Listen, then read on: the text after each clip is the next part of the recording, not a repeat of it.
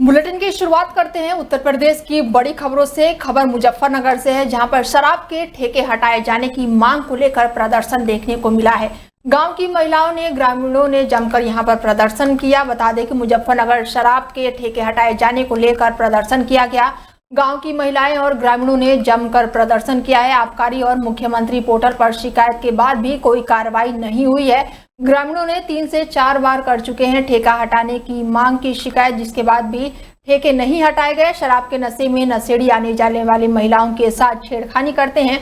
गांव से 400 से 500 मीटर की दूरी पर है ये शराब का ठेका। महिलाओं और ग्रामीणों ने शराब के ठेके पर पहुंचकर ठेके को बंद कराया। तब तक समाधान नहीं होता है, तब तक शराब का ठेका नहीं खुलेगा। फुगाना थाना क्षेत्र के गांव का ये पूरा मामला बताया जा रहा है, जहां पर ग्रामीणों और महिलाओं ने जमकर हंगामा काटा है।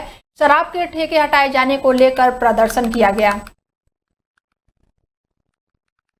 जेल में बंदी की मौत के बाद से हड़कंप मचा हुआ है। बता दें कि हार्ट सर्जरी के बाद वापस लौटने के बाद से बंदी की मौत हो गई है। मुजफ्फरनगर की ये पूरी घटना बताई जा रही है। जिला कारागार में गैंगस्टर अपराध में मेरठ में हार्ट सर्जरी के बाद से जिला कारागार में वापस लौटने पर मौत हो गई है। मृतक नाइम के परिजनों ने जेल चिकित्सकों पर लापरवाही का आरोप लगाया है। मृतक नाइम के पुत्र नादिम ने जानकारी देते हुए बताया कि मेरे पिता गैंगस्टर के आरोप में जेल में बंद थे और 2 साल की सजा हुई थी। एक परवाना पहुंच चुका था और जेल से रिहा होने वाला था। उन्होंने बताया कि हार्ट की प्रॉब्लम हुई तो जिला जेल के चिकित्सकों ने इलाज के लिए मेरठ भर्ती कराया और अब वहां पर हार्ट सर्जरी के दौरान उन इलाज के बाद से उन्हें जिला कारागार की चिकित्सकों ने मेरठ से छुट्टी दे दी थी। उन्होंने आरोप लगाया कि सुबह 6 बजे हमारे पास फोन आया कि उनकी मौत हो गई है। मृतक के पुत्र ने इस पूरे प्रकरण में जिला जेल के चिकित्सकों पर लापरवाही का आरोप लगाया। मृतक गैंगस्टर नाइम के भाई नाफिस ने जिला जेल के चिकित्सकों पर आरोप लगाया। खबर यूपी के कुशीनगर से है, जहां पर एसबीआई एटीएम मशीन में भीषण आग लग गई है। आग से पूरा एटीएम जलकर खाक हो गया है। अज्ञात कारणों से एसबीआई एटीएम में ये भीषण आग लगी है। आग से पूरा एटीएम जलकर खाक हो गया। आसपास के लोगों ने आग बुझाने की काफी कोशिश की। लोगों ने फायर ब्रिगेड को सूचना दी। एटीएम मशीन में लाखों रुपए की नकदी जलने की आशंका जताई जा रही है। रामकोला नगर के कसिया रोड पर स्थित एसबीआई एटीएम की पूरी घटना बताई जा रही है। आग से पूरा एटीएम जलकर खाक हो गया। हालांकि लाखों रुपए की नकदी भी जलने की आशंका जताई जा रही है। खबर यूपी के मुजफ्फरनगर से है, जहां पर दबंग व्यक्ति की गुंडागर्दी सामने आई है। दबंग ने दुकान पर बैठे व्यक्ति को जमकर पीटा है। दुकानदार की दबंगई ने बेल्ट से पीटा है और दबंग द्वारा दुकानदार की लाइव वीडियो भी अब सामने आया है। दबंग ने हमले के बाद से पीड़ित को धमकी दी है। पीड़ित ने पिटाई की पुलिस से शिकायत की। मीरापुर थाना के मुस्तरक मोहल्ले का ये पूरा मामला बताया जा रहा है, जहां पर मुजफ्फरनगर में दबंग व्यक्ति की गुंडई सामने आई है। दुकान के अंदर घुसकर दबंग ने दबंगई की है और दुकानदार को जमकर मारा है, जिसका सीसीटीवी फुटेज भी अब वायरल हो रहा है। खबर यूपी के आगरा से है, जहां पर पत्नी ने पहले आत्महत्या की और बाद में पति ने भी आत्महत्या कर ली। शराब पीने को लेकर पति पत्नी के बीच ये विवाद हुआ था। पत्नी के द्वारा आत्महत्या करने के बाद से पति ने भी आत्महत्या कर ली है। शराब पीने को लेकर दोनों के बीच ये बड़ा विवाद हो गया था। विवाद के बाद से पत्नी ने रात को ट्रेन के सामने कूदकर आत्महत्या कर ली और सुबह पति को पता चला तो पति भी ट्रेन के सामने कूद गया। दोनों की मौत के बाद से परिवार में कोहराम मचा हुआ है। मृतक पति पत्नी दोनों ही बाइनपुर के रहने वाले बताए जा रहे हैं। आगरा थाना सिकंदरा का ये पूरा मामला बताया जा रहा है। खबर यूपी के शामली से है, जहां पर 5 साल की बच्ची से दुष्कर्म का मामला सामने आया है। शामली में देर शाम सीओ थाना भवन जितेंद्र कुमार यादव, थाना प्रभारी विजेंद्र रावत, पुलिस चौकी प्रभारी पवन कुमार पुलिसकर्मियों के साथ दिल्ली यमुनोत्री हाईवे पर वाहन चेकिंग कर रहे थे और इसी दौरान पुलिस को सूचना मिली कि 2 दिन पहले जलालाबाद के एक मोहल्ले में रिश्तेदारी में आई 5 साल की बालिका से छेड़छाड़ कर दुष्कर्म का प्रयास करने वाले आरोपी युवक मोटरसाइकिल पर दिल्ली यमुनोत्री हाईवे से कहीं घटना के लिए जा रहा है। तो वहीं सूचना पर पुलिस टीम ने आरोपी युवक का पीछा किया। पुलिस को देखकर आरोपी युवक दिल्ली यमुनोत्री हाईवे से यूटर्न से गलत दिशा में मुड़कर पैरामिलिट्री हॉस्पिटल के निकट कब्रिस्तान की ओर मोटरसाइकिल से भागने लगा। पुलिस टीम ने आरोपी युवक का पीछा किया। कब्रिस्तान निकट जाने पर आरोपी ने पुलिस टीम पर ही गोली चला दी। पुलिस ने जवाबी फायरिंग की, जिसमें आरोपी समीर पुत्र शहबाज निवासी जलालाबाद के पैर में गोली लग गई, जिससे वो गंभीर रूप से घायल हो गया। पुलिस ने आरोपी को गिरफ्तार करके अस्पताल में उपचार के लिए भर्ती कराया है। मौके से पुलिस ने मोटरसाइकिल, तमंचा और कारतूस जिंदा खोखा भी बरामद किया है। मुठभेड़ का मामला हुआ है जलालाबाद में, किस तरह की मुठभेड़ का मामला है सर? 14 जून 2025 को पुलिस स्टेशन थाना भवन में 5 वर्षीय बच्ची के साथ छेड़छाड़ व दुराचार के प्रयास का अभियोग पंजीकृत हुआ था। गिरफ्तारी हेतु नामित अभियुक्त के लिए जो है टीमें गठित की गई थी। आज चेकिंग के दौरान टीमों ने जैसे ही अभियुक्त को देखा, अभियुक्त ने पुलिस पार्टी पर फायर किया। पुलिस पार्टी ने भी आत्मरक्षार्थ फायर किया। अभियुक्त के पैर में गोली लगी है और उसको गिरफ्तार करके तत्काल जो है चिकित्सालय भेजा गया है। और मौके पर जो है एक देसी तमंचा व एक जिंदा कारतूस व खोखा कारतूस बरामद किए गए हैं।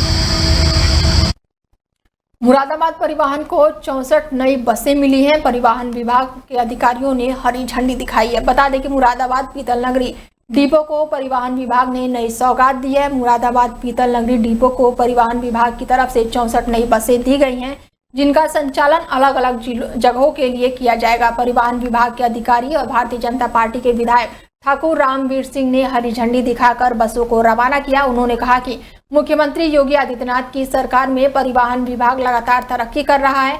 यात्रियों की सुविधा के लिए अच्छी व्यवस्था लागू हो रही है। ग्रामीण इलाकों को शहरी इलाकों से जोड़ने के लिए नई बसों की व्यवस्था की गई है। खबर यूपी के आगरा से है, जहां पर बारिश की वजह से गड्ढे में युवक गिर गया है और बचाने गए 2 युवक भी गड्ढे में गिर गए। स्थानीय लोगों ने रस्सी के सहारे से तीनों को बाहर निकालने का काफी प्रयास किया। बारिश की वजह से गड्ढा जानलेवा हो गया है। थाने से महज कुछ ही दूरी पर यह घटना घटी है। पुलिस को सूचना दी गई तो वहीं मौके पर पुलिस पहुंची। आगरा थाना ट्रांस यमुना का ये पूरा मामला बताया जा रहा है, जहां पर बारिश की वजह से गड्ढा बन गया और उस गड्ढे में युवक गिर गया। हालांकि स्थानीय लोगों ने रस्सी के सहारे युवक को निकालने का काफी प्रयास किया। बारिश की वजह से गड्ढे अब काफी जानलेवा हो गए हैं। थाने से महज कुछ ही दूरी पर यह घटना हुई है। पुलिस को इसकी सूचना दी गई तो वहीं मौके पर पुलिस पहुंची और दोनों युवकों को बाहर निकाला।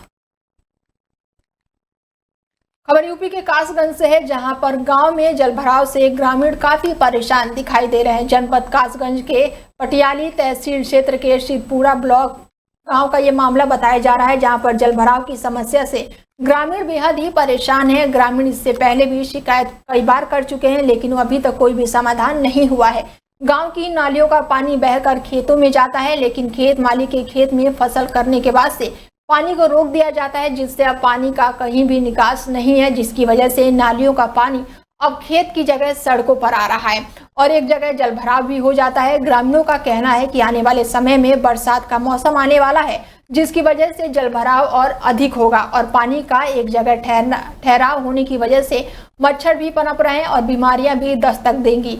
नाली का निर्माण होने के बाद से ही नाली के पानी का निकास संभव है। कम से कम 50 मीटर नाली का निर्माण होने के बाद ही ग्रामीणों को जलभराव की समस्या से राहत मिल पाएगी। शालिनी। कहाँ की रहने वाली हैं? कुचरानी। क्या समस्या आ रहा है बेटा? ये पानी भरा हुआ है, यहाँ पे निकलता नहीं है। ये खेतों वालों ने डोले डरवा दिए हैं, ये पानी निकलता नहीं है आगे को। अरे कोई यहाँ देखने भी आया था, अधिकारी वगैरह कोई आया था देखने? कोई नहीं आया था। हमारे यहाँ की नाली तक नहीं साफ होती है। अच्छा, कितने दिनों से समस्या आई है? ये 2 साल से कोई काम नहीं हो रहा? कोई काम नहीं हो रहा। अब क्या मांग करेंगे आप? अब हम ये मांग करेंगे कि हमारे यहाँ का पानी निकलवाया जाए। हम निकल नहीं पाते हैं। क्या बीमारियां भी पनप रही हैं इससे? क्या यस, हमारे बहन भाई सब बीमार पड़ रहे हैं। क्या नाम है आपका और कहाँ के रहने वाले? दिनेश चंद तिवारी, ग्राम कुचरानी। क्या समस्या आ रही है यहाँ पे? जलभराव की।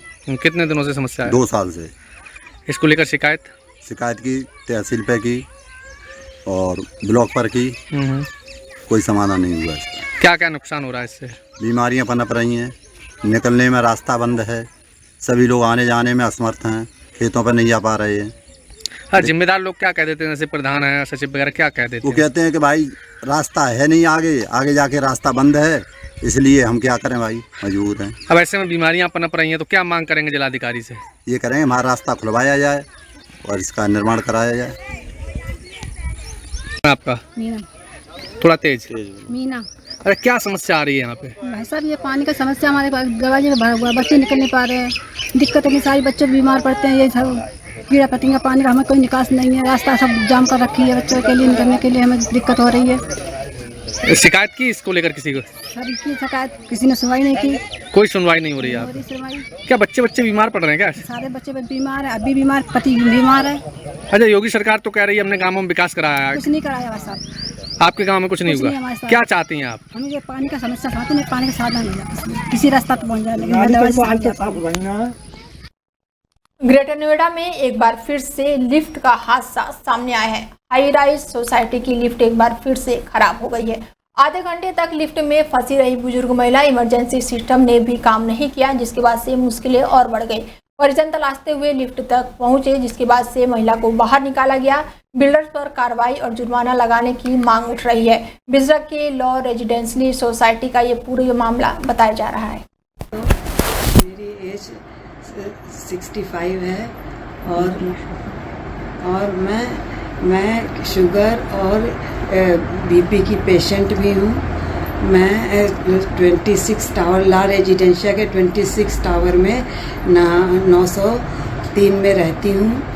और कल रात में मैं 10 बजे लिफ्ट के अंदर गई अपने, वहाँ मुझे बस पकड़नी थी, मैं सामान के साथ थी और मैंने वहाँ पे लिफ्ट को प्रेस किया। इसके बाद लिफ्ट बंद हो गई और वो नीचे नहीं गई। इससे मैं बहुत घबरा गई अंदर और मैं 10:30 बजे रात तक उसके अंदर ही फंसी रही। मैंने बहुत शोर किया, बहुत हल्ला मचाया, लेकिन उसका कोई रिज़ल्ट नहीं आया। कोई भी हमारी हेल्प के लिए नहीं आया।